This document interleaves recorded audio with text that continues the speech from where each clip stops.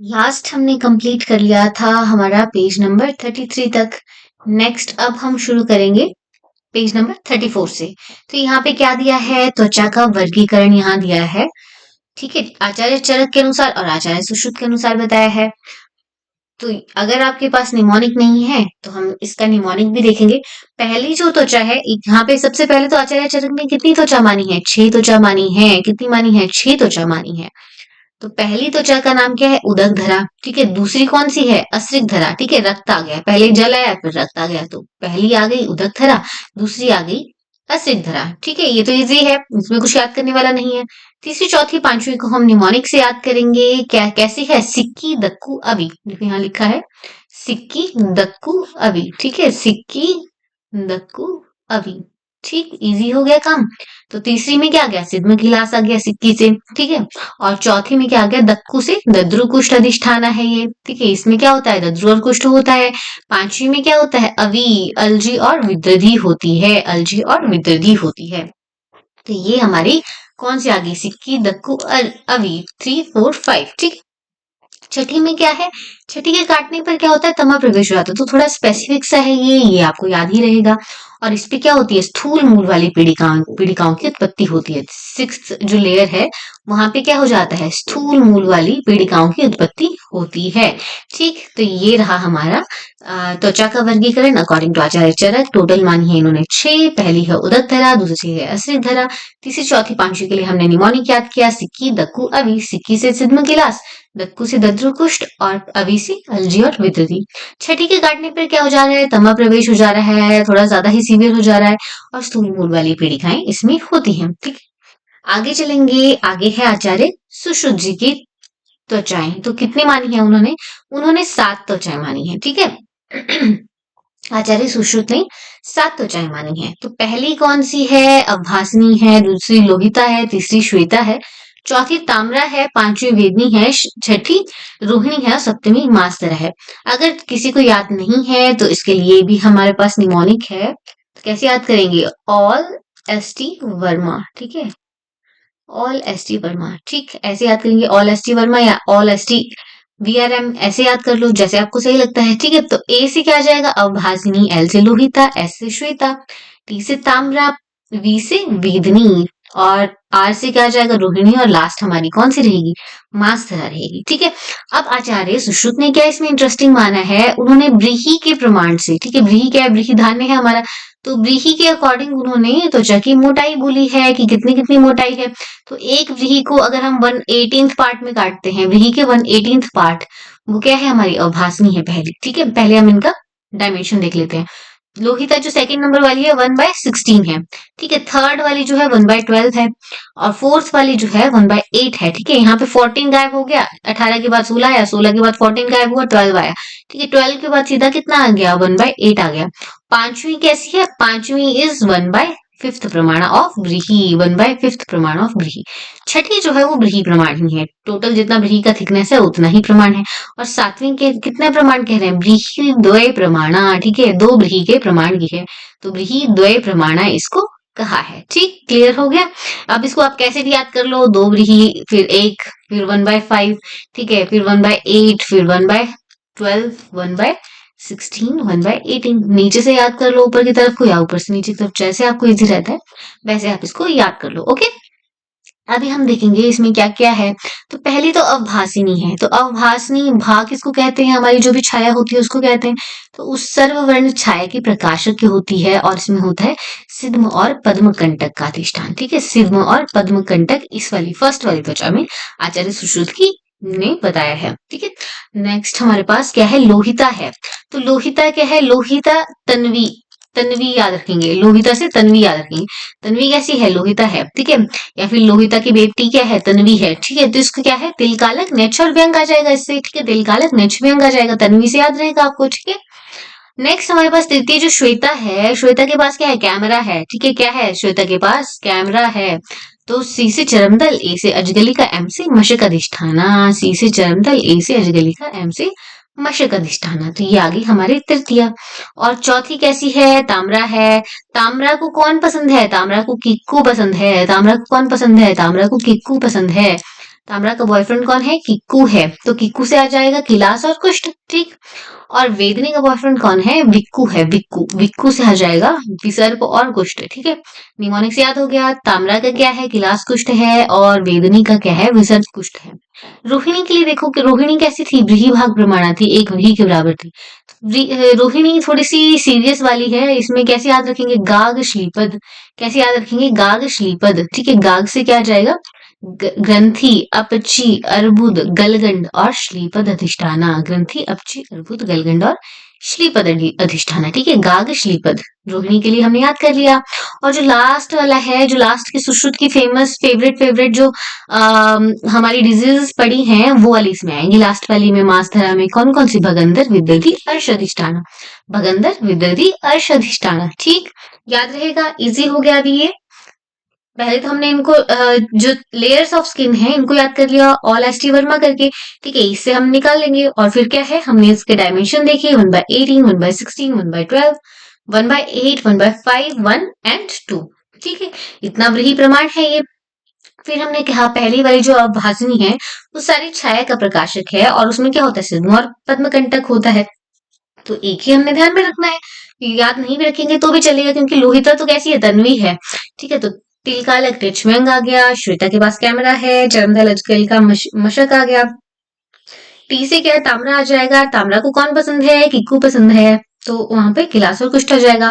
वेदनी को विक्कू पसंद है, व से वेदनी, व से विक्कू, तो विक्कू से विसर्प और कुष्ठ आ जाएगा। रोहिणी तो कैसी है? गाग श्लीपद वाली है, गाग श्लीपद वाली रोहिणी है, तो क्या आ जाएगा? गलगंड, ग्रंथि, अपची, अर्बुद और श्लीपद आ जाएगा। और मास धरा पे क्या है? सुश्रुत की फेवरेट व्याधियां हैं भगंदर, विदर्धी और अर्श, ठीक है। अर्श का अधिष्ठान है ये, ठीक। याद हो गई आचार्य सुश्रुत की भी।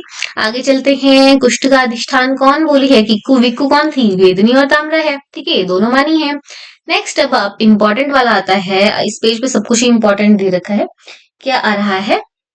विषवेग यहाँ पे आए हैं। क्या है? विषवेग यहाँ पे आए हैं। तो यहाँ पे पहला विषवेग में आचार्य चरक का सबसे पहले हम देखेंगे।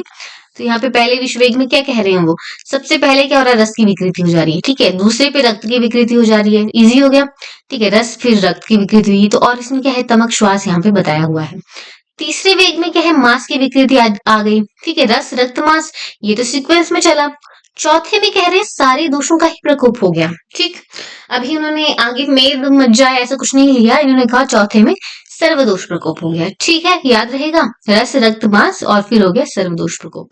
पंचम में क्या है? नील आदिनाम तमश्च दर्शन, ठीक है। नीला नीला रंग दिखेगा, कोई कुछ दिखेगा, ठीक है। दर्शन दर्शन भ्रांति जो आज अष्टांग संग्रह कह रहे, यानी कि दिखने में दिक्कत आ रही है, आईज का यहाँ पे फीचर पंचों में बता रहे हैं।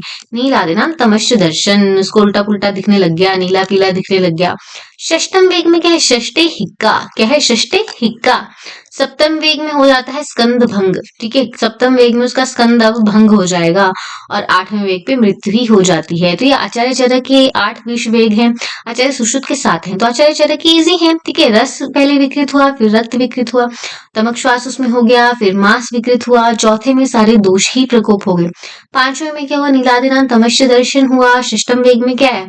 हिक्का आई। सातवें वेग में स्कंद भग्न हुआ, और आठवें वेग में मृत्यु यहाँ पे हो जाती है। नेक्स्ट जो है आचार्य सुश्रुत का है। आचार्य सुश्रुत क्या कहते हैं? 7 वेग उन्होंने विष के माने हैं, ठीक है। कितने माने हैं? 7 वेग माने हैं। सबसे पहले उनके पहले वेग में क्या होगा?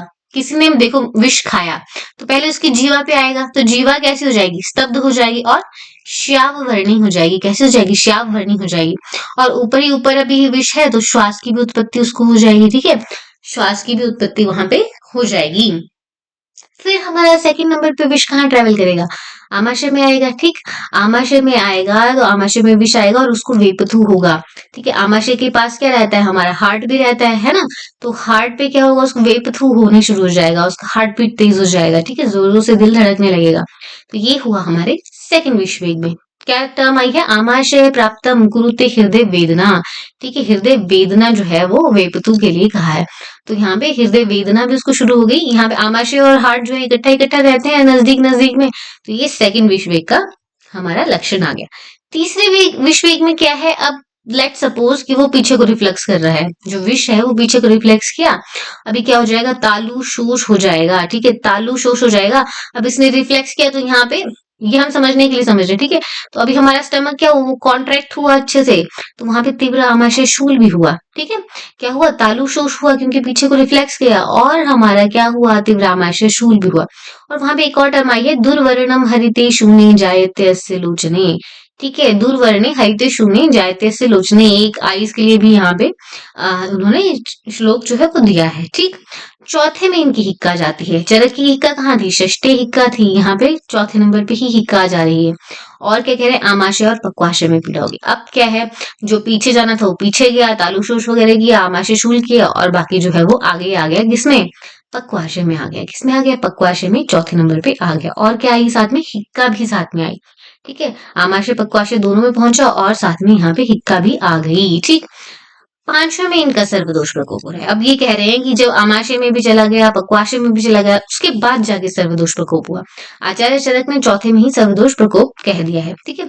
सर्वदोष प्रकोप होगा तो पर्व भेद भी हो जाएगा, वैवर्ण्य दर्शन होगा, ठीक है। क्या होगा, वैवर्ण्य दर्शन यहाँ पे होगा, ठीक। छठे में जो है अब इसको अतिसार लग जाएंगे, बहुत ज्यादा तीव्र अतिसार लग जाएंगे, ठीक है। षष्ठी यहाँ पे हिक्का थी, which is also fatal condition, और यहाँ पे क्या है, तीव्र अतिसार लग जाएगा। इतना अतिसार होगा कि उसकी बुद्धि और प्राणों का भी नाश हो जाएगा, ठीक है। प्राण प्रनाशश्च ऐसी टर्म आई है वहां पे, ठीक है, बुद्धि और प्राणों का भी नाश हो जाएगा।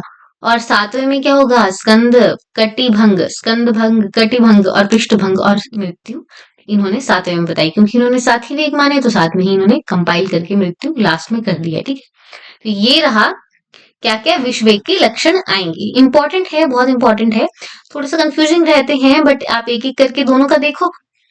आचार्य सुश्रुत का थोड़ा लॉजिकल सा है, ठीक है, ये आचार्य चरक का इजी है, बट थोड़ा सा याद करने वाला है, ठीक है। अब इसका ट्रीटमेंट हम देखने जा रहे हैं, तो ट्रीटमेंट में क्या है, देखो आचार्य चरक के पहले वाला कहाँ था, रस वाले पार्ट में था इसके, ठीक है, रस की विकृति थी, तो यहाँ पे हमने दाह कर्म कराया और वमन कर्म कराया, क्योंकि रस में हम, रस की विकृति है तो हम वमन कर्म करा के उसको वो सही हो जाती है, ठीक है, वमन कर्म वहां पे कराते हैं। नेक्स्ट जो है द्वितीय वेग में क्या था, रक्त की दुष्टि थी, तो रक्त के लिए हमने विरेचन कराया और हृदय की रक्षा की उसके, ठीक है, विरेचन ही कराते हैं हम।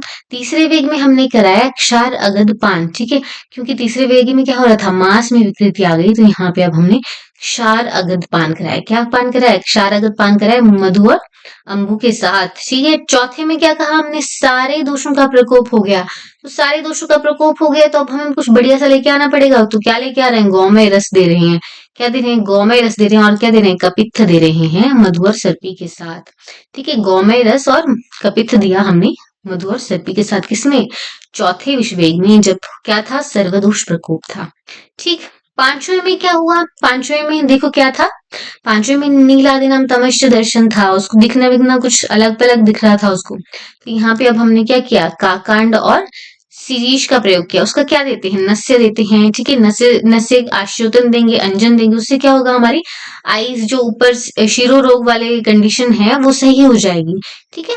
तो काकांड और शीरीष का प्रयोग किया, क्योंकि वहां क्या था, उसको नीला दिना तमश्च दर्शन था, उसको उल्टा पुल्टा दिखाई दे रहा था, नीला नीला नीला दिखाई दे रहा था, ठीक है, और अंधेरा छा जा रहा था उसकी आंखों के सामने। षष्टम वेग में क्या था, षष्टे हिक्का था, तो हिक्का में क्या करेंगे, हम संज्ञा स्थापन औषधियों का प्रयोग करेंगे। षष्टे हिक्का था तो हिक्का में हमने संज्ञा स्थापक औषधियों का प्रयोग किया, ठीक है।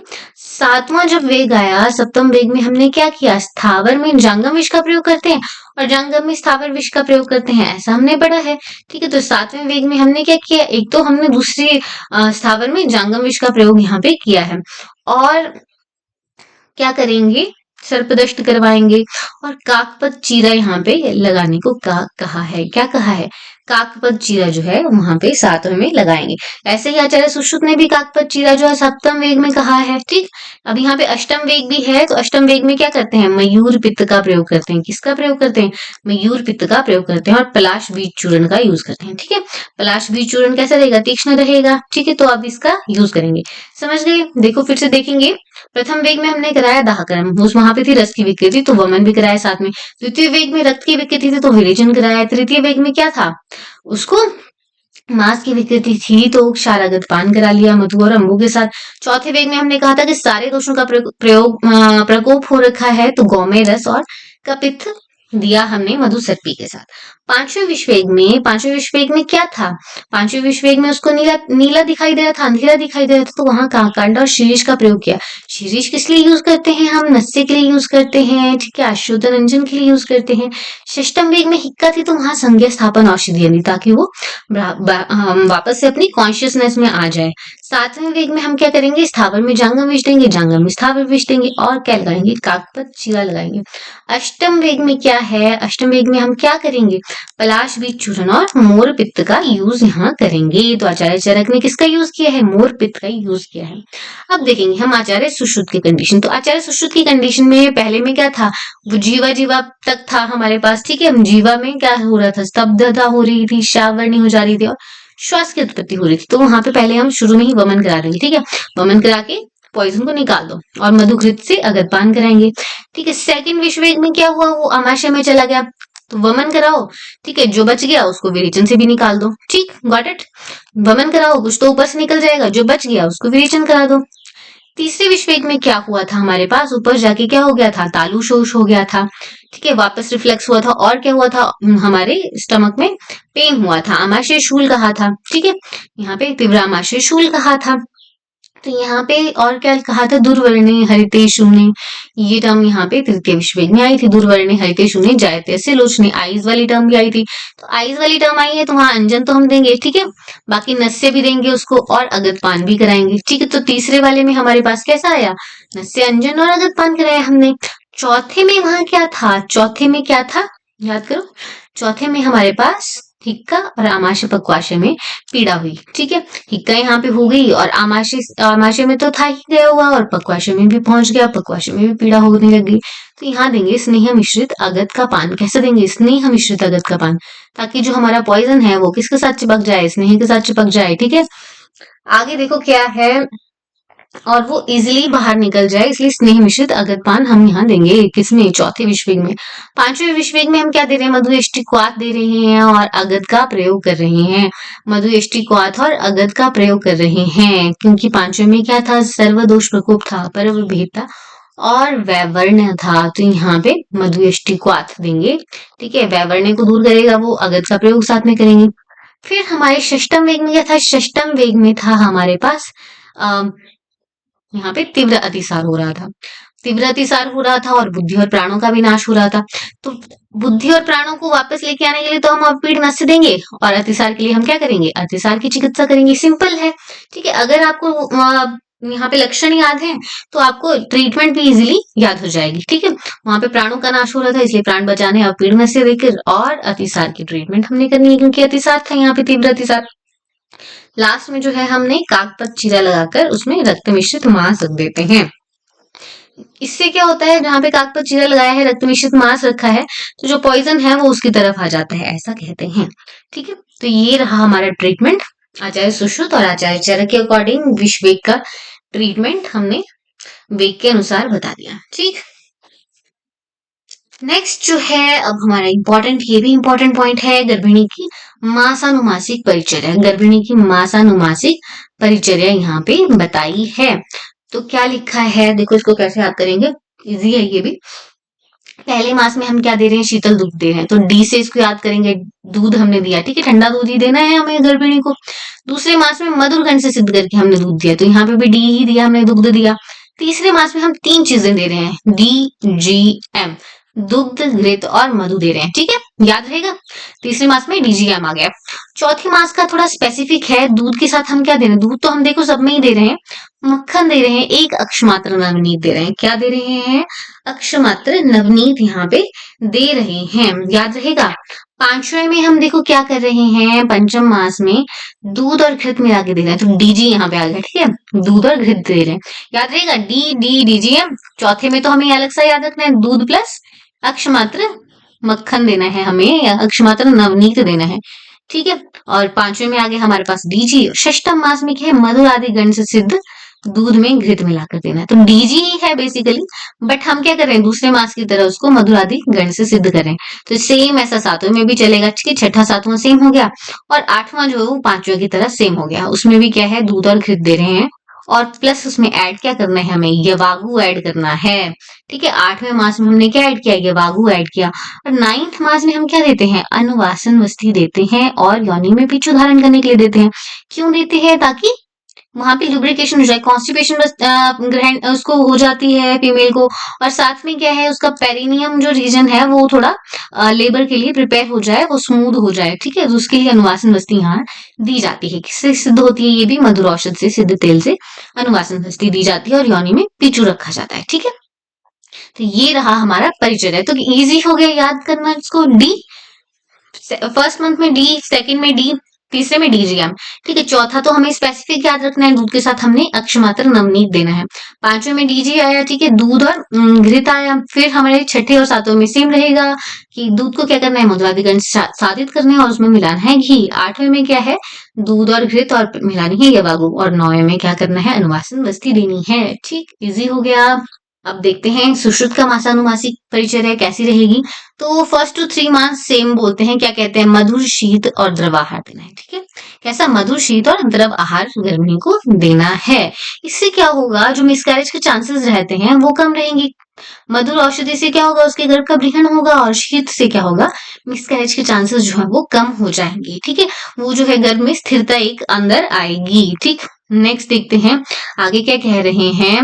चौथे में उन्होंने भी नवनीत देने के लिए कहा है, बट इन्होंने प्रमाण जो है नवनीत का नहीं बताया, जैसे आचार्य चरक ने बताया। ठीक है, नवनीत संश्लिष्ट आहार देना, मतलब जो भी फूड आप खा रहे हो उसमें क्या है, मक्खन डाल के खाओ।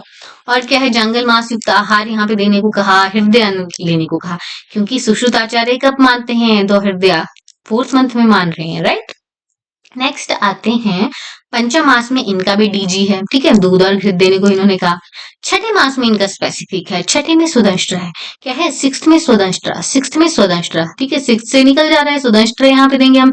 6th में सुदंष्ट्रा देंगे, सुदंष्ट्रा से सिद्ध यवागु देंगे। ठीक है, क्या देंगे, सुदंष्ट्रा से सिद्ध यवागु या सर्पी जो है हमें देना है। सुदंष्ट्रा से सिद्ध यवागु या सर्पी देना है। नेक्स्ट देखो क्या है, पृथक पर्णी से सिद्ध घृत जो है सप्तम में देना है। ठीक है, सप्तम में प आता है, तो यहाँ पे पृथक पर्णी से सिद्ध घृत जो है देना है, ऐसे हमने याद किया था। अष्टम में देखो, अष्टम में क्या है, यहाँ पे अष्टम में अस्थापन बस्ती शुरू करनी। आचार्य चरक ने अनुवासन के लिए ये कहा है, बट आचार्य सुश्रुत कहते हैं कि तुम अस्थापन भी दे सकते हो। ठीक है, अस्थापन दो और उसके बाद मधुरगण से सिद्ध क्या दे दो, अनुवासन दे दो। ठीक है, अस्थापन दो फिर मधुरगण से सिद्ध अनुवासन दे दो। ठीक है, और ये अस्थापन किससे बनानी है, बदरोदक क्वाथ की अस्थापन बनानी है। किसकी बनानी है, बदरोदक क्वाथ से अस्थापन या निरूप वस्ती बनानी है और मधुर गण से सिद्ध दूध और अनुवासन वस्ती देनी है। ठीक है, तो ये रहा आचार्य सुश्रुत के अकॉर्डिंग गर्भिणी परिचर्या। ये भी इजी है, बस इसमें स्पेसिफिक याद करना है। चौथे महीने में तो वो भी हमें यहाँ पे नवनीत दे रहे हैं। ठीक है, 5वें मंथ में क्या कह रहे हैं, दूध और घृत ही मिलाओ, जैसे आचार्य चरक का चला था। बस छठा और 7वां हमें याद रखना है, एक 8वां भी ध्यान में रखना है। छठे में क्या है, सुदंष्टा सिद्ध यवागु या गोक्षुर सिद्ध यवागु है, सुदंष्टा इज गोक्षुर। और 7वें में क्या है, पृथक पर्णी से सिद्ध यवागु है। 8वें में बदरोदक क्वाथ से सिद्ध अस्थापन बस्ती है। ठीक है, वहां पे उन्होंने अस्थापन बस्ती दे दी ताकि जो दूषित मल है वो भी निकल जाए और अनुवासन बस्ती से क्या है, लेबर जो है वो इजी रहे। नेक्स्ट यहाँ पे डिस्कस करने वाले हैं स्त्रोतो मूल। तो पहले तो स्त्रोतस कितने हैं, चरक ने जो है 13 पेयर बताए हैं, स्त्रोतस के 13 बताए हैं और आचार्य सुश्रुत ने 11 पेयर बताए हैं। कितने बताए हैं, 11 पेयर बताए हैं। ठीक है, 11 पेयर यानी कि 22 टोटल है, बट 11 पेयर ही उन्होंने बताए हैं। ठीक है, चरक ने कितने बताए हैं, 13 स्त्रोतस बताए हैं, 13 स्त्रोतस बताए हैं। ठीक है, इसके बाद जो है हम 36 पेज नंबर जब शुरू करेंगे तो वहां पे स्त्रोतस की स्पेसिफिक उसके मूल के बारे में डिस्कस करेंगे, कौन कौन से मूल हैं। ठीक है, वो भी इंपॉर्टेंट है। अभी फिलहाल आप ये करो, ये वाला लेक्चर इंपॉर्टेंट था। ठीक है, क्या क्या इसमें हमने देखा, हमने त्वचा का वर्गीकरण देखा आचार्य चरक के अनुसार। पहली दूसरी तो हमने देख लिया कि उदक धरा और अस्थिक धरा है। तीसरी चौथी पांचवी के लिए हमने क्या याद किया, सिक्की धक्कू अभी। ठीक है, सिक्की धक्कू अभी सिद्ध की लाज गद्रु कुष्ठ अलजीवी दर्दी। और छठी के लिए हमने कहा कि इससे इसके कटने पे क्या हो जाता है, तमा प्रवेश हो जाता है और क्या होता है, स्थूल मूल वाली पीड़िकाओं की उत्पत्ति होती है। आचार्य सुश्रुत अनुसार क्या कहते हैं, आचार्य सुश्रुत और लेस्टी वर्मा, ठीक है, अभासनी, लोहिता, श्वेता, ताम्रा, वेदनी, रोहिणी और मास्तरा। अभासनी में सिर्फ याद रखनी है, सिद्ध और पद्मकंटक अधिष्ठाना है, सारी छाया का प्रकाशक है। लोहिता कैसी है, तन्वी है। ठीक है, तिलकारक नक्षव्यंग। श्वेता के पास कैमरा है, चरमदल, अजगलिका और मशक। ठीक है, और क्या है हमारे पास, नेक्स्ट आ जाती है ताम्रा। क्या है, ताम्रा का बॉयफ्रेंड कौन था, कीकू था। ठीक है, ताम्रा का बॉयफ्रेंड कीकू था, कैलाश कुश था। और इसका कौन था, वेदनी का। वेदनी का विक्कू था, वैसे वेदनी, वेदनी से विक्कू। ठीक है, विदर्धी और कुष्ठ। नेक्स्ट हमारे पास रोहिणी। रोहिणी के लिए क्या था, गाग श्लीपद हमने याद किया था। गाग श्लीपद गलगंड, गलगंड और क्या था इसके आगे, गलगंड, अलजी, अर्बुद और ग्रंथि। ठीक है, गलगंड, अपची, अर्बुद और ग्रंथि और श्लीपद। ठीक है, श्लीपद का अधिष्ठानी ये थी। सातवीं मासधरा थी। मासधरा के लिए सुश्रुत की फेवरेट व्याधियां भगंधर, अर्श और विद्रथी। ठीक, फिर जो है हमारे पास, अच्छा, पंचमी में विसर्प और कुष्ठ था। बिकु में विसर्प और कुष्ठ था। फिर हमने विश्वेक का देखा। सप्तमी, यहाँ पे सातवें में क्या होता है, स्कंद भग्न दोनों में होता है। षष्ठ वेग में हिक्का जो आचार्य चरक में बोला है, आचार्य सुश्रुत की फोर्थ विश्वेग में है। सर्वदोष प्रकोप जो आचार्य चरक का चौथे वाले विश्वेग में आता है, और सुश्रुत का पांचवें विश्वेग में आता है। ठीक है, और आचार्य सुश्रुत का तो हमने बिल्कुल लॉजिक से पढ़ा। पहले जीवा में हमें जो है लक्षण दिखेंगे, श्वास की विकृति दिखेगी। फिर हमें आमाशय में विष मिलेगा, वेपथु मिलेगा, हार्ट पेन होगा। ठीक है, चेस्ट पेन होने लगेगा। और फिर क्या है, नेक्स्ट में हमारे पास ऊपर को रिगरगिटेट करेगा तो तालुशोष और तीव्र आमाशय शूल होगा। ठीक है, कॉन्ट्रैक्ट ही करेगा तो फिर हमारा आमाशय और पक्वाशय दोनों में पहुंच जाएगा, और साथ में हिक्का भी होगी।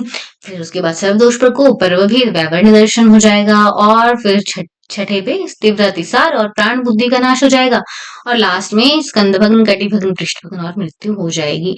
फिर इसका हमने ट्रीटमेंट देखा इसके अकॉर्डिंग ही। ठीक है, लास्ट में हम क्या करते हैं, सातवें विश्वयुद्ध में काक पर चीरा लगाते हैं, और हमने देखी मासानुमासिक परिचर्या। छठे में क्या था, सुदंष्टा से सिद्ध, ये वागुया एक सर्पी दिया हमने, किसमें आ जाए, सुश्रुत के अकॉर्डिंग। और पृथक पर्ण से सिद्ध घृत कब दिया, पृथक पर्ण से सिद्ध घृत दिया सप्तम मास में। बदरोदक क्वाथ की स्थापन बस्ती और उसके बाद अनुवासन बस्ती कब दी, अष्टम मास में दी। चौथे मास में दोनों ने नवनीत खिलाया है। आचार्य चरक ने स्पेसिफिक किया है कि कितना मात्रा देना है, अक्ष मात्रा नवनीत देना है। स्रोतस की बात की हमने, स्रोतस मूल चरक आचार्य ने 13 कहे हैं, और आचार्य सुश्रुत ने 11 पेयर्स कहे हैं। ठीक है, तो ये कंप्लीट होता है। अच्छे से इसको पढ़ो आप, और अच्छा लगता है तो अपने फ्रेंड्स के साथ भी शेयर करो। पारिक जो है फ्रेंड्स के साथ डिस्कस करके ही बहुत अच्छे से ये आती है। तो अगर आप इकट्ठा पढ़ोगे तो याद भी ज्यादा टाइम तक रहेगा, और अलग अलग निमोनिक आप एक दूसरे से पूछोगे तो ज्यादा वो बेटर है। ठीक है,